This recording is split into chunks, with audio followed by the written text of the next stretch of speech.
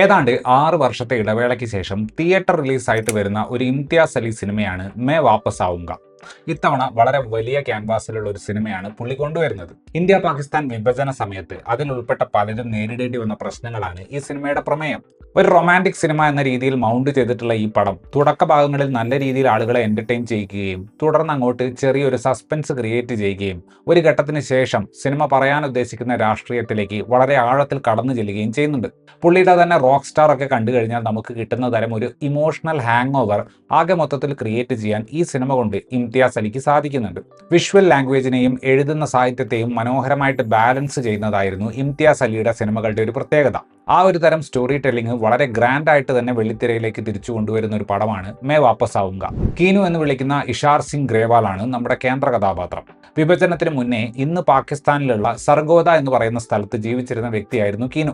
78 വർഷങ്ങൾക്ക് ശേഷം ഒരു സ്ട്രോക്ക് വന്ന് കിടപ്പിലായതിനു ശേഷം അയാൾ മരണക്കിടക്കയിൽ പരസ്പര ബന്ധമില്ലാതെ പലതും പറഞ്ഞു തുടങ്ങുന്നു. ഇന്ത്യക്ക് സ്വാതന്ത്ര്യം കിട്ടിയതും വിഭജനം നടന്നതും ഒന്നും അറിയാത്തതുപോലെയാണ് അയാളുടെ സംസാരം. അദ്ദേഹത്തിന്റെ കൊച്ചുമകനായിട്ടുള്ള നിർവേർ അദ്ദേഹത്തെ കാണാൻ വരുന്നതും ഇയാൾ പിച്ചിമ്പയും പറയുകയല്ല, പാർട്ടീഷൻ സമയത്ത് നടന്ന ഒരു കാര്യത്തെക്കുറിച്ചാണ് സംസാരിക്കാൻ നോക്കുന്നത് എന്ന് മനസ്സിലാക്കുന്നതും ഒക്കെയാണ് ഈ പടത്തിൽ നമ്മൾ കാണുന്നത്. തിരക്കഥയുടെ ഒരു ഡിസൈൻ തന്നെയാണ് ഈ സിനിമയുടെ ഏറ്റവും അട്രാക്റ്റീവ് ആയിട്ടുള്ള ഘടകം.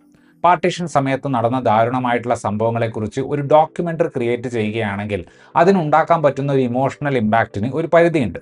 അപ്പോൾ അതുപോലെ ഒരു ട്രാക്ക് എടുക്കുന്നതിന് പകരം വളരെയധികം പ്രണയം മനസ്സിലുണ്ടായിരുന്ന ഒരു വ്യക്തി അതിനൊരു ക്ലോഷർ തേടുന്ന രീതിയിലുള്ള ഒരു പ്രണയകഥയായിട്ട് ഇതിനെ അവതരിപ്പിക്കാനാണ് ഇംതിയാസ് അലി ശ്രമിക്കുന്നത്. അപ്പോൾ പടം കാണുന്ന ഒരു ഭൂരിഭാഗം സമയവും നമ്മൾ ആലോചിക്കുന്നത് സ്വല്പം അപ്രായോഗികമായിട്ടുള്ള ഈ ഒരു ക്ലോഷർ പരിപാടി ഇവർ എങ്ങനെ കൺവിൻസിംഗ് ആയിട്ട് അവതരിപ്പിക്കുമെന്നതായിരിക്കും. കീനുവിന്റെ പ്രണയത്തിൽ സംഭവിച്ച ട്രാജഡി എന്താണ് എന്ന്, ഈ പടം എന്തിനെ പറ്റിയാണ് സംസാരിക്കുന്നത് എന്ന് അറിയുന്ന ആർക്കും എളുപ്പം ഊഹിക്കാവുന്നതേ ഉള്ളൂ. പടത്തിന്റെ അവസാന ഭാഗങ്ങളിലേക്ക് വരുമ്പോൾ ചില പ്രധാനപ്പെട്ട വെളിപ്പെടുത്തലുകൾ വരുന്നുണ്ട്.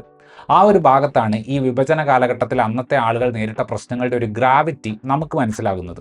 ഇംതിയാസ് അലിയുടെ സിനിമകളുടെ ഒരു എഡിറ്റിംഗ് സ്റ്റൈൽ നമ്മൾ നോക്കുകയാണെങ്കിൽ ഭൂരിഭാഗം സിനിമകളും ഒരു നോൺ ലീനിയർ സ്വഭാവത്തിലാണ് വരുന്നത് എന്ന് കാണാൻ സാധിക്കും. പ്രഥമ ദൃഷ്ട്യാ ലീനിയർ ആണെന്ന് തോന്നുന്ന സിനിമകളിൽ പോലും കേന്ദ്ര കഥാപാത്രം ഇങ്ങനെയായത് എങ്ങനെയാണ് എന്ന് കാണിക്കുന്ന തരം പാസ്റ്റിലേക്കുള്ള ഫ്ലാഷ് കട്ടുകൾ നമുക്ക് കാണാൻ സാധിക്കും. തന്റെ സ്ഥിരം എഡിറ്റർ ആയിട്ടുള്ള ആരതി ബജാജിനൊപ്പം ഇംതിയാസ് അലി ഡെവലപ്പ് ചെയ്തെടുത്തിട്ടുള്ള ഈ ഒരു ശൈലി ഈ സിനിമയിലും വേൾഡ് ബിൽഡിംഗ് പ്രോസസ്സിൽ തിരക്കഥയെ സഹായിക്കുന്നുണ്ട്. സിനിമയുടെ തുടക്കത്തിൽ ഒരു ഘട്ടത്തിൽ കീനുവിന്റെ പ്രണയിനിയായിട്ടുള്ള ജിയയുടെ ഒരു ഗ്ലിംസ് നമ്മളൊരു പാട്ടിന്റെ കട്ടിൽ കാണുന്നുണ്ട്. ഹാലൂസിനേഷൻ വന്നിട്ടുള്ള കീനു ഒന്നിലധികം സ്ത്രീകളുടെ മുഖം അവിടെ കാണുന്നുണ്ട്.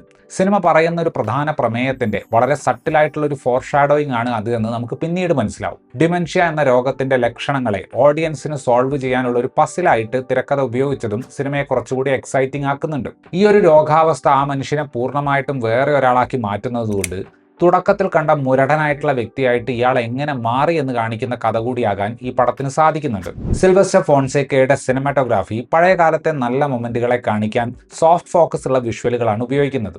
അതുപോലെ തന്നെ ഇൻ ക്യാമറ എഫക്റ്റുകൾ പലതും ഉപയോഗിച്ചിട്ടുള്ളത് കീനുവിന്റെ ഹാലൂസിനേഷനുകളെ ഭംഗിയായിട്ട് സ്ക്രീനിൽ കാണിക്കാൻ സിനിമയെ സഹായിക്കുന്നുണ്ട്. ഒരുപാട് വെറൈറ്റി പാട്ടുകൾ വരുന്ന തരത്തിലുള്ള ഒരു ആൽബമാണ് AR റഹ്മാൻ ഈ സിനിമയ്ക്ക് വേണ്ടി ഒരുക്കിയിട്ടുള്ളത്.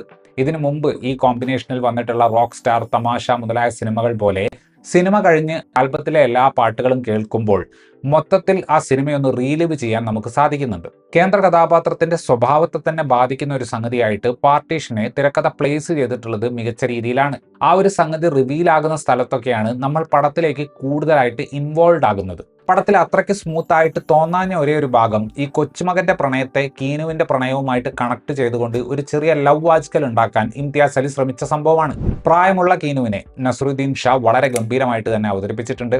വളരെ മുരടനായിട്ടുള്ള ഒരു കാരണവർ എന്ന രീതിയിൽ തുടങ്ങി തന്റെ പ്രണയത്തിൽ ക്ലോഷർ കണ്ടെത്താൻ മരണക്കിടക്കയിലും ശ്രമിക്കുന്ന കാമുകനാകുന്നതടക്കമുള്ള ആ കഥാപാത്രത്തിന്റെ 2 ഷെയ്ഡുകളും നസറുദ്ദീൻ ഷാ ഗംഭീരമായിട്ട് തന്നെ ചെയ്തിട്ടുണ്ട്.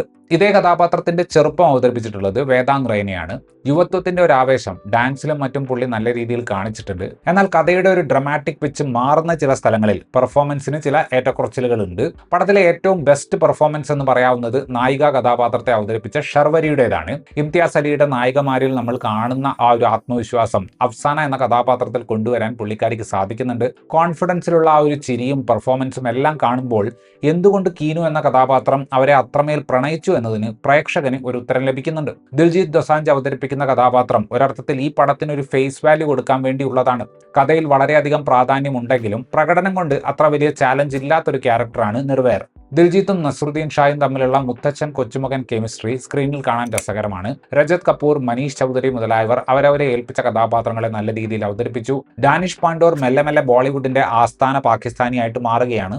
2 മണിക്കൂർ 46 മിനിറ്റ് ദൈർഘ്യമുള്ള ഈ സിനിമ ഒരു ഇംതിയാസ് അലി സിനിമയിൽ അദ്ദേഹത്തിന്റെ ആരാധകർ കാണാൻ ആഗ്രഹിക്കുന്നത് ഏറെക്കുറെ എല്ലാം ചേർത്ത് വെച്ചിട്ടുള്ളത് പോലത്തെ ഒരു സിനിമയാണ്. ചുറുചുറുക്കുള്ള പ്രണയവും മനോഹരമായിട്ട് അതിലേക്ക് ചേർത്ത് വയ്ക്കുന്ന ഹ്യൂമറും അങ്ങേയറ്റം നമ്മളെ ഡിസ്റ്റർബ് ചെയ്യുന്ന വിഭജനവുമായിട്ട് ബന്ധപ്പെട്ടിട്ടുള്ള കഥകളിലെ വേദനയും ഏറ്റവും ഒടുവിൽ ഹൃദ്യമായിട്ടുള്ള ഒരു അവസാനവും എല്ലാം കൊടുത്തുകൊണ്ട് വളരെ ഇമോഷണൽ ആയിട്ട് പ്രേക്ഷകനെ തിയേറ്റർ വിട്ടിറങ്ങാനുള്ള ഒരു സ്പേസ് ഈ സിനിമ ഉണ്ടാക്കി കൊടുക്കുന്നുണ്ട്.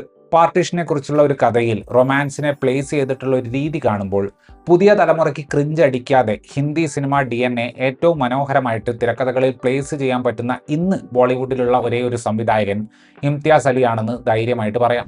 ഇത്രയുമായിരുന്നു ഈ സിനിമയെക്കുറിച്ചിട്ടുള്ള എൻ്റെ റിവ്യൂ. വീഡിയോ ഇഷ്ടപ്പെട്ടാൽ ലൈക്ക് ചെയ്യുമെന്നും കൂടുതൽ വീഡിയോകൾക്ക് വേണ്ടി ചാനൽ സബ്സ്ക്രൈബ് ചെയ്യുമെന്നും പ്രതീക്ഷിക്കുന്നു. താങ്ക്